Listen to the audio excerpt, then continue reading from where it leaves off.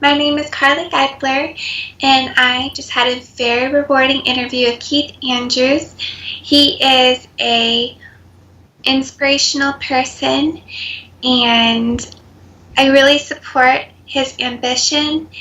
And we had great discussions about determination to achieve a lot for everyone, but especially for people with special needs.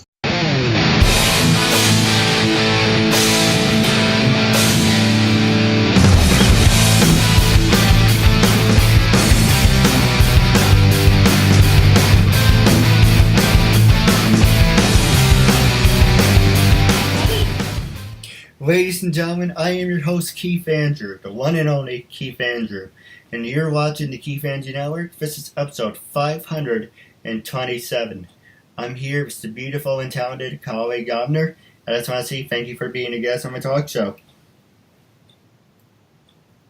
So, Keith, I've read that you're a very ambitious person and you're very insightful and motivational.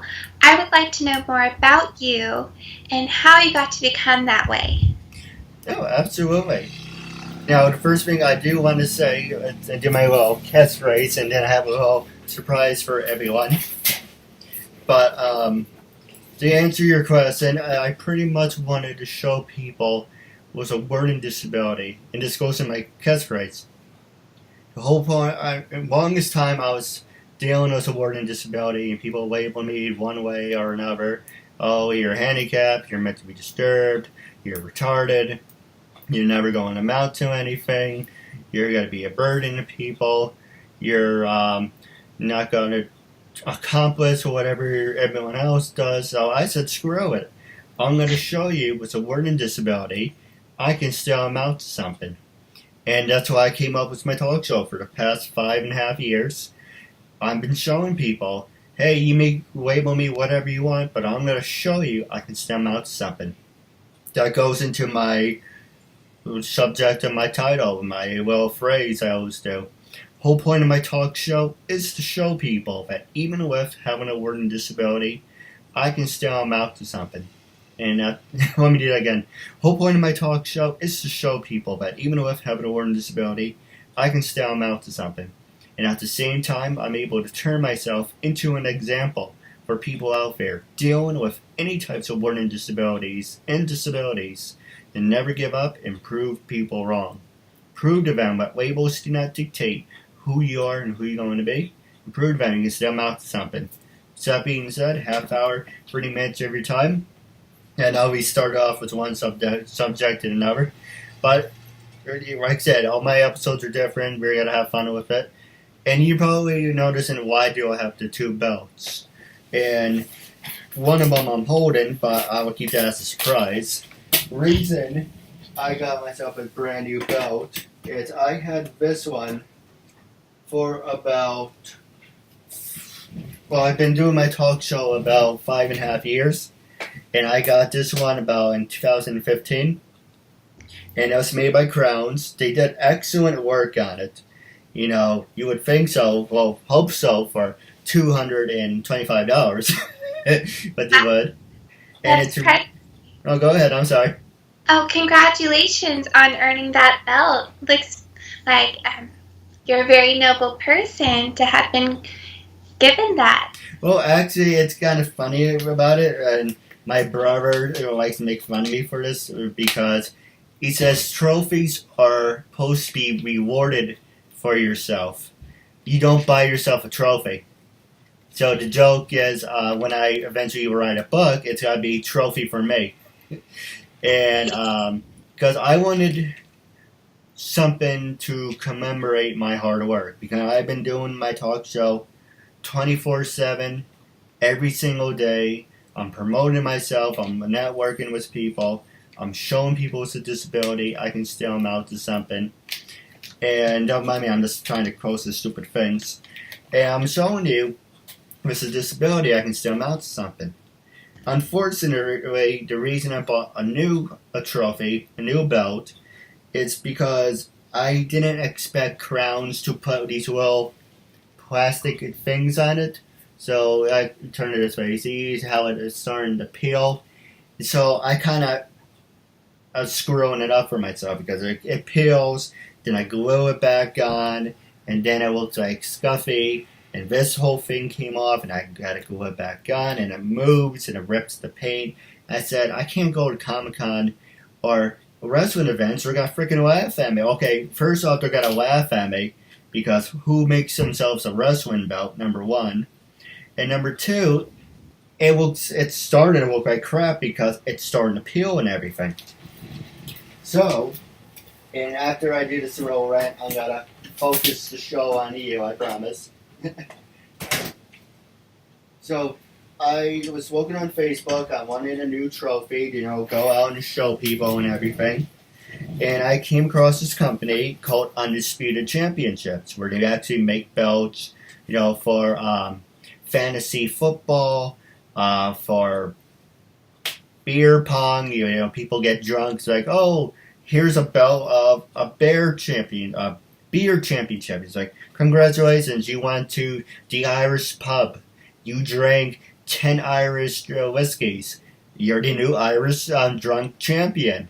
And so they do stuff like that. I'm like, oh, well, I do need a new belt. So it is an honor and a privilege for you to be the first to actually see this. And I know there's going to be a lot of criticism from certain people, I won't mention names, family. But it's a real honor and privilege to introduce the KeithAndrewNetWork. Yeah, I know it sounds like Jingle Bells. And that's the one thing that drives me nuts about it. It's the KeithAndrewNetWork official, if I can hold it right, championship. And it's really nice, because I can show you, I was custom made. I'm I am a full-blooded American. So I have an American flag with the gold star. I have a big star. Then I have the centerpiece, so it's really nice. So it's the World Heavyweight Championship with the KeithAndrewNetWork in the middle with the Eagles on it. And yes, I for people who want to make jokes about it, I spell championship right this time. What? Well, go ahead. No, I'm enjoying your descriptions of the belt. It's very meaningful and significant. No, absolutely. You probably think it's funny. I had chimp and chimp. It's like, how do you spell it? It's like, Keith, spell championship. CHAMPAN.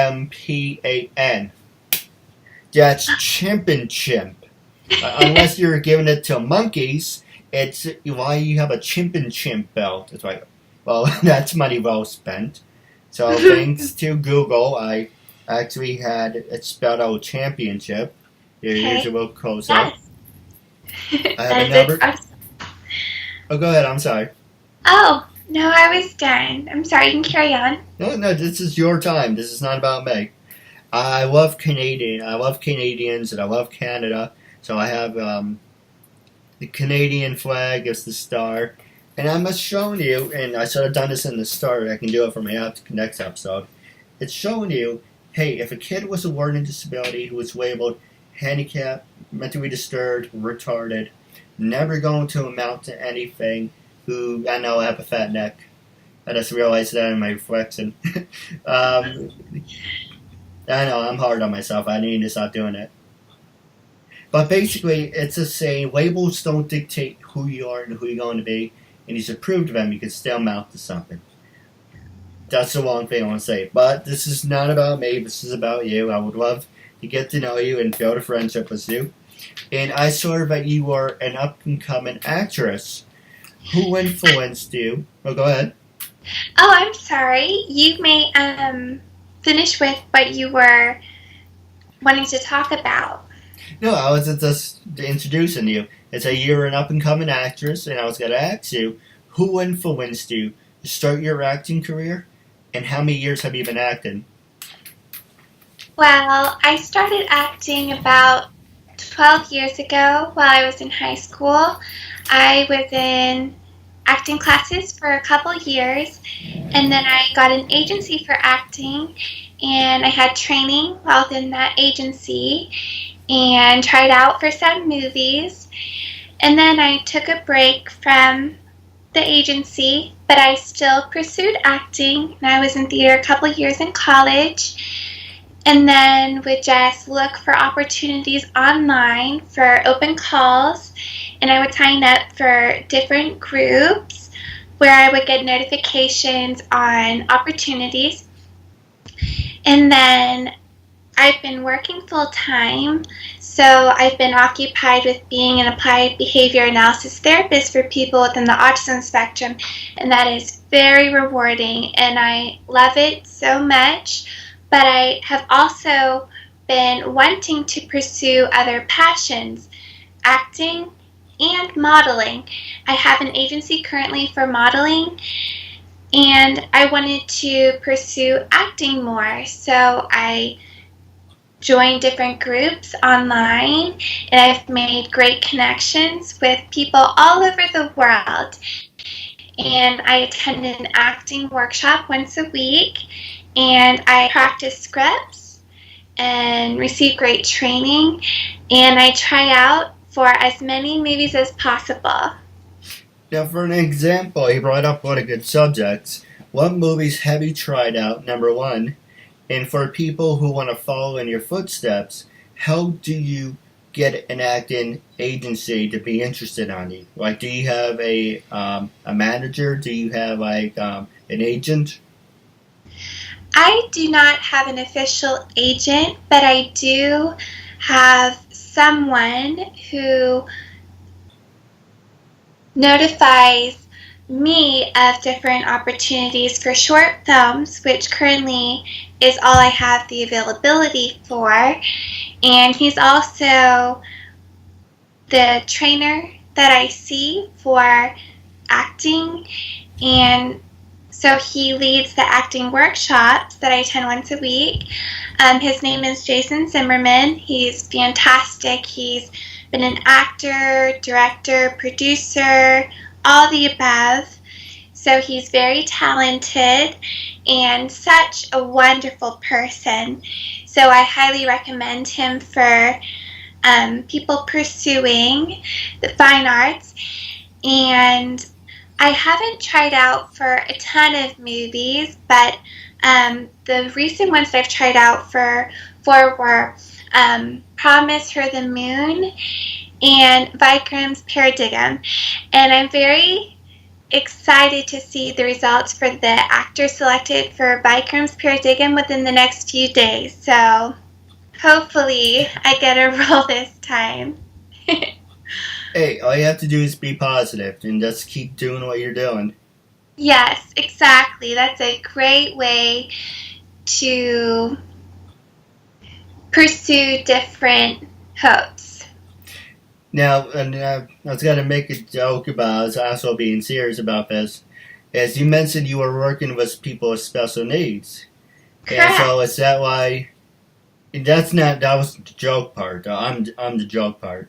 It's because you were working with people with special needs, and I came along and was like, oh, might as well humor. Why do people humor me? So did he humor me, or did you think I was actually spot on with everything? Because I know you work with people with special needs, and that's going to my next subject. Have you worked with people with special needs? And I know it sounds like an oxymoron because you just told us about. But what influenced you to work with people in special needs, and what made your decision about being a guest on my talk show? Well, when I was 11, I suffered from a traumatic brain injury when I got hit by a car while riding a bike. And it resulted in me losing all my prior memory, and I had to relearn every skill again. Eating, walking, talking, all academics. And I was in rehab for a while for physical therapy, occupational therapy, speech language pathology, all the above. And I saw people receiving therapy, and I knew that they were making great improvements, and I was so determined to overcome a lot as well. And so I worked really hard to graduate from that rehab center and graduate high school on time with my peers and college on time with my peers, and I did. And it was tough. I had to study a lot longer than other people, but I was grateful to be alive every day, and I didn't let those struggles defeat me. I wanted to be a conqueror, and I had a vision of the stuff I wanted to achieve and the kind of person that I wanted to be, always optimistic and hopeful and courageous and someone who would never give up. And so I was able to achieve a lot during that time, and I knew that my mission in life was to help other people with special needs do the same thing. And so after I got my bachelor's degree in special education, May of 2012, I've had various jobs helping people with special needs. I've been a special ed teacher for a year. I've done in-home therapy, working with people hard of hearing, people with physical disabilities, people with Down syndrome, autism, Carlys syndrome, epilepsy, a lot of different disabilities as well. And I've worked at different ABA centers, applied behavior analysis therapy centers, for people within the autism spectrum for over 5 years. And within those, I teach fine and gross motor skills, play and leisure, socialization, communication, academic readiness, self-help skills, and behavior management. It's challenging, but it is very rewarding, and it makes me so happy to see improvements in these kids and teenagers' lives every day. And I feel so blessed to be a part of that. No, absolutely. And it's all about making a difference in somebody's life. First off, you can do laps around me because you are an inspiration. A lot of people say I am, but I don't see it. Maybe I'm just blind to it. But with everything you accomplished and everything you went through, hands down, you are a walking, talking inspiration. So for that, I want to say thank you. Oh, well, thank you. That's very nice of you to say to me. And you are truly inspirational as well. So it has been a pleasure getting to have this interview with you. Now, the next question I was going to ask you is, how do you feel about social media? Do you think social media can make you or break you? And let me just go a little more into detail with that. Was your Facebook following, Twitter, Facebook following, like following's a thing. Was your Facebook, yes, I answer myself, I just, part of my disability. Was Facebook, Instagram, Twitter, MySpace, if that's even still a thing, LinkedIn, do all these things still dictate you getting an acting role, or is it the message? So let me give you an example of what I mean by that. Say, for an example, where we were in a competition, and I have a strong message, but yet I can't get a following out of a wet paper bag. But I have a strong message. But you have thousands of people following you. Are they going to follow the thousands of people following you, or are they going to follow someone who has a strong message? I am not sure about the specifics with that, but I have had a bunch of people reach out to me lately, friends of friends, within the fine arts field, actors, models, directors, producers, photographers, and I feel like we can all definitely build off each other. We can learn from each other, support each other, we can share different experiences, opportunities, and then we can work together as well. And so I feel it's been very rewarding using Facebook as a social media source, to make those connections. And that is where the source of the acting group that I've been a part of, and then through there I see postings of things within the Dallas Metroplex that I could potentially pursue depending on the requirements. And so I have sent emails requesting more information, and there have been some good possibilities. And so I've been using social media source of Facebook now more for business purposes. No, me too. And, I am guilty of, of that.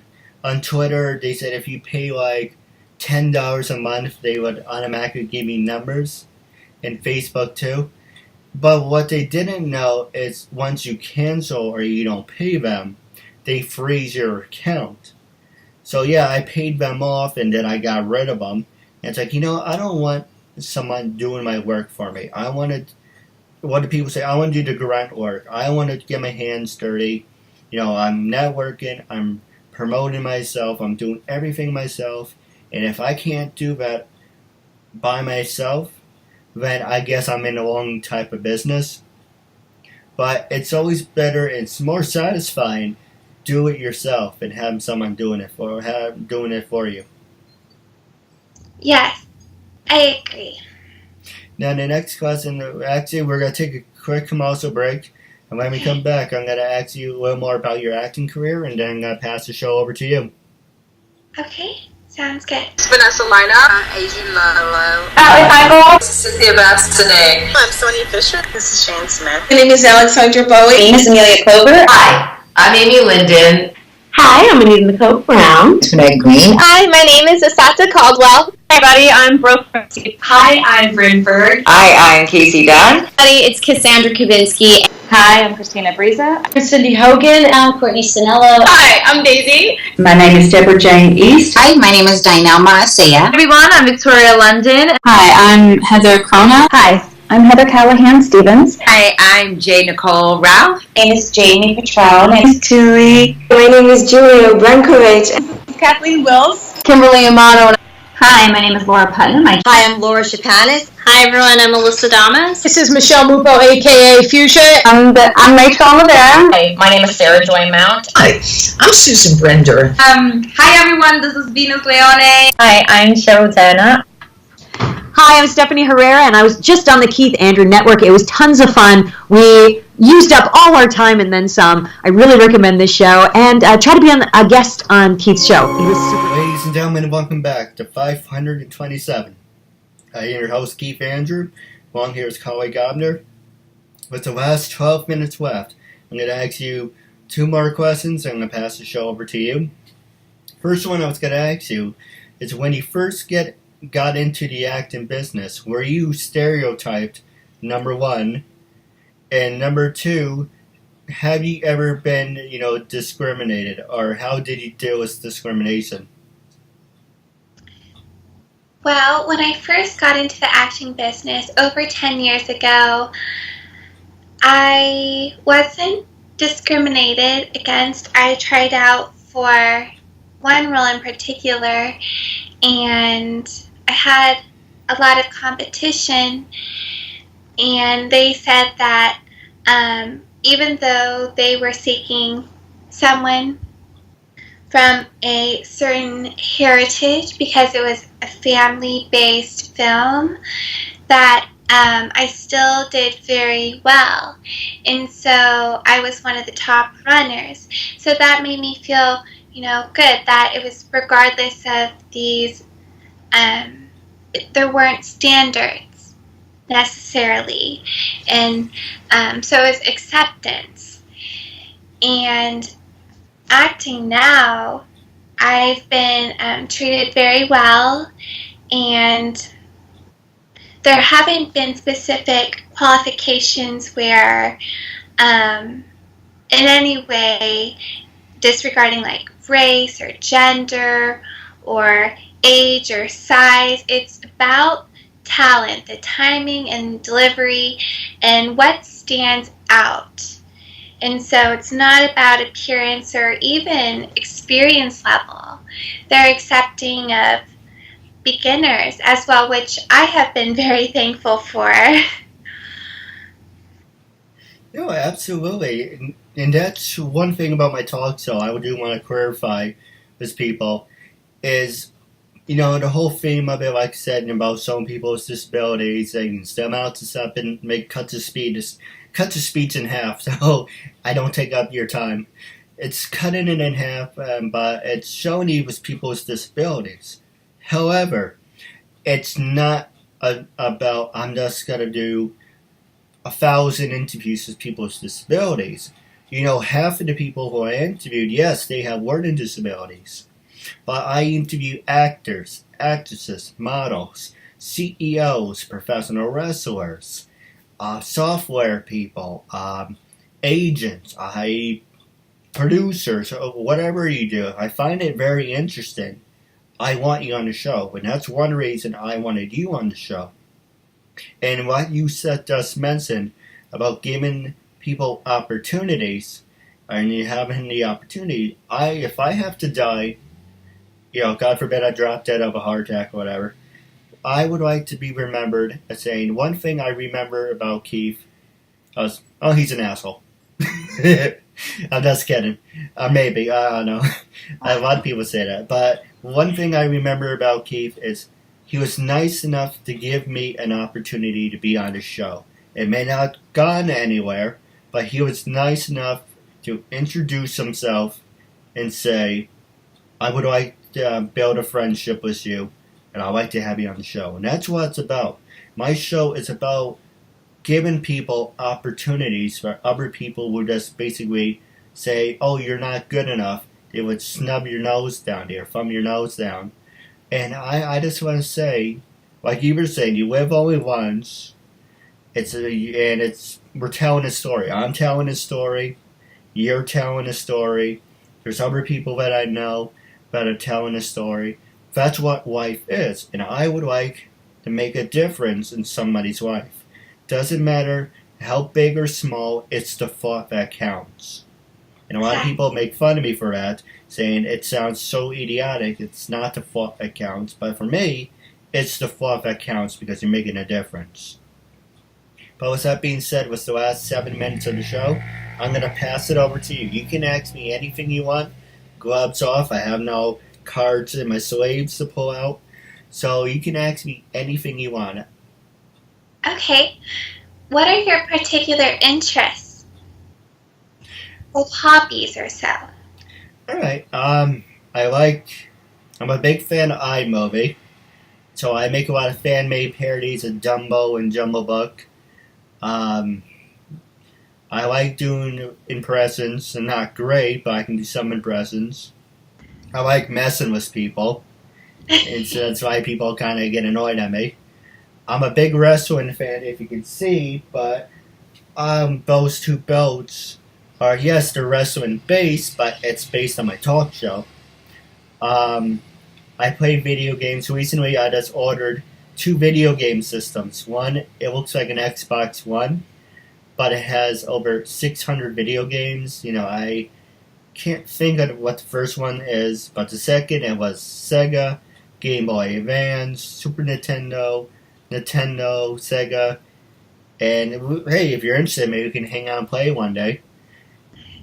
Yes, if I'm ever in New York again. I wasn't bad. It was like $53.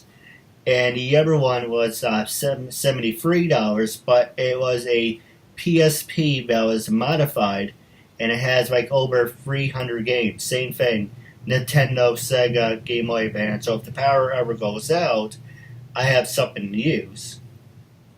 Long story short, I was thinking about rebuying. I don't really play PlayStation anymore because once I started my talk show, I kind of lost interest in playing video games. So I've been thinking about playing old school video games. I was talking to my brother, saying, they're selling the Nintendo at Woodbury Commons for $100. And I'm like, well, I don't need that. I got my Xbox hacked. And I got us back in 2005. Same thing, Nintendo, Super Nintendo. The reason I bought a brand new one was because that's 2005, 12, 13, lucky 13. Everything breaks, so I want to get something new, and the controllers were big and clunky. So I wanted something different. So I wanted to get used to playing video games again on my free time to relieve some of my stress. But yeah, I'm a big video game person. I'm a big wrestling fan. I love my talk show. This is my heart and passion. I want to do this till I die. I like making new friends like yourself. I make fan-made parodies, and I just want to show you that, hey, this kid, and my friend still calls me kid. I know him for 12 years. He's like, hey, kid, how you doing? I'm like, we're the same age. I know why you're calling me kid, but whatever. He's a nice guy. I'm showing you with a disability, I can still amount to something. And it's about, I've been thinking about life too. It's like, how do you want to be remembered? And this is the last thing I'm going to pass to you. How do you want to be remembered? Well, I try to always be spreading love and peace and hope, and always ambitious and optimistic. And I try to provide as much service as possible to help other people. And so, in a way, to be heroic. Now, if you had to describe me, because I know this is the first time we're meeting, if you had to describe me in one word, and you can say anything, you can say like, fake, con artist, jackass, but you can say anything you want. But when I actually, like I said, my disability pops up to time. But hey, that's the hint of the show. Well, wrapping up, let me save that question to the very end. How can people follow you on social media? Are you on LinkedIn, Twitter, Stage 32? Are you on any social medias? I'm just on Facebook. Personally, I would recommend Twitter or Instagram. Okay. But just in case, that's my honest opinion. Because for me, I'm on Facebook, Twitter, and Instagram. And don't worry, the links will be on the description if you want. But it's always good to be on the popular ones. But it's, hey, you're on Facebook, people know who you are, that's always a good start. But what I was going to ask you was, my brain just had a big fart, like it always does. When I first approached you to be a guest on my talk show, what was your first reaction, and what made you say yes, and how do you feel now? Well, I felt like we connected in a lot of ways because you have had and still have different disabilities, honestly, but you are a very ambitious and I feel successful person, and I do as well, having had the traumatic brain injury and still having deficits to this day. So I felt like we understand each other and like we'd build rapport right away and we'd have a lot to talk about. And so I knew having this interview would be very rewarding. No, absolutely. And then going back to the question I asked you before my brain farted on me, was what was your first impression? It's like, I know a lot of people, I say, hey, you just randomly popped out, like, not to be graphic, like a pimple. It's like, where did he even come out from? Who moved the rock? Where the hell did he even come from? But what was your first, honest as you can be completely honest, what was your first appearance of me? Like, do you think, okay, he's telling the truth, or do you think he's just making it up?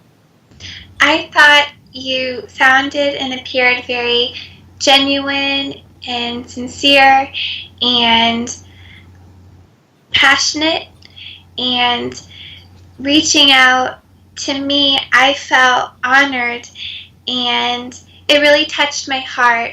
And just to be given this opportunity made me so happy. No, it's all about making it, like I said, it's the thought that counts. You're supporting a good cause, making a new friend out of it, and it's a win-win. And it's, like I said, if I have to die, at least you get to know, well, I hope you say, but you don't have to. One thing I remember about Keith was he was nice enough to give me an opportunity. And that's what it's all about. That's what life is. Just give me a chance, let me try it, and see how it goes. But with that being said, I do have a couple questions for you off the air. But wrapping up our interview segment, it was a real honor and privilege having you as a guest, and I'm looking forward to part 2 with you down the road. Sounds great. Thank you for your time.